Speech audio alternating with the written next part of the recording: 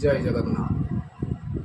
श्री रामचंद्र कृपालु भज मन हरण भव भय दारुणं।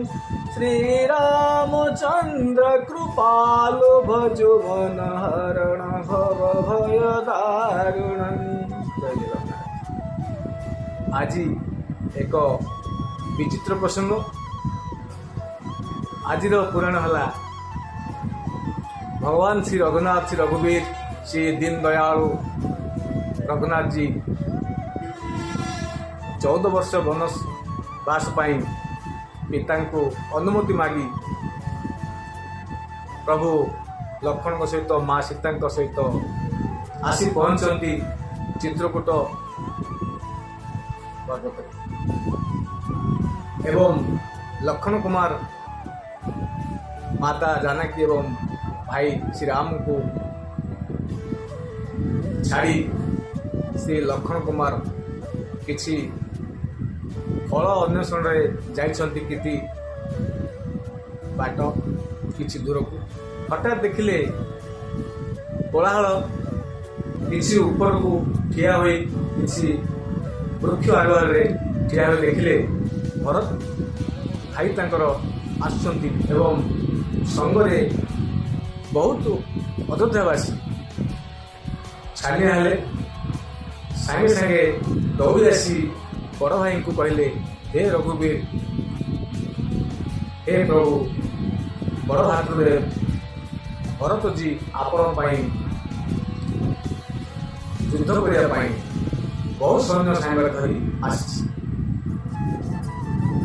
रघुवीर ताच्छल्य कले मोर भाई आसी एवं लक्ष्मण तो कोपमूर्ति ना से रागी जाई कहले भाई भरत भी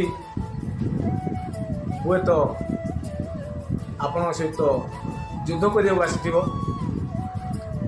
सेतेबेले लक्ष्मण को कथा ताच्छल्य रघुवीर उड़ाई देछंती एवं लक्ष्मण विस्मित राग भरे कहउछंती सुन हे भाई एवं श्री राम जी शुणुंती लक्ष्मण कहते सुन हे वीरा लक्ष्मण कहते सुन हे वीरा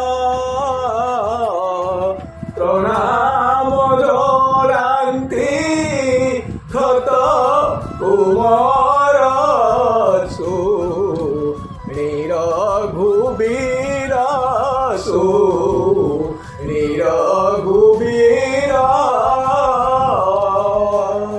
लक्ष्मण कहते हे भातृदेव भरत सागे सागे आसी आपन को प्रणाम करछंती देखंतु तांकर मुखमंडल को तो श्री रघुनाथ जी कौन करछंती।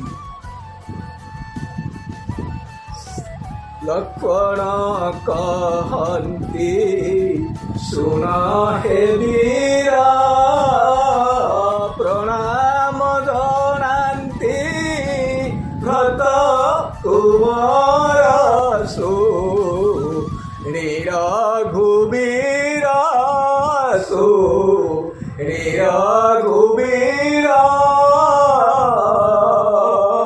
कहीं पड़े धनु कहीं तो सरसो रघुवीर पागल प्राय धाइले भरत महापाख को श्री रघुनाथ कांदी कांदी भाई को पाखे पहुँची गले एवं भरत को कोलाग्रत कले और कौन पचार हे भाई पिता कथा केमिति से केमिति अछंती भलर अछंती कि राज्यवासी कौन केमिति अछंती तू कहीं एठाक आसिलु तो कांदी कांदी दुख भांगी पड़ी भरत जी भाई को चरण तले पड़छंती एवं कहउछंती हे भाई तुम भवन बासे मोहर त्रुटि तुम भवन बासे मोहर त्रुटि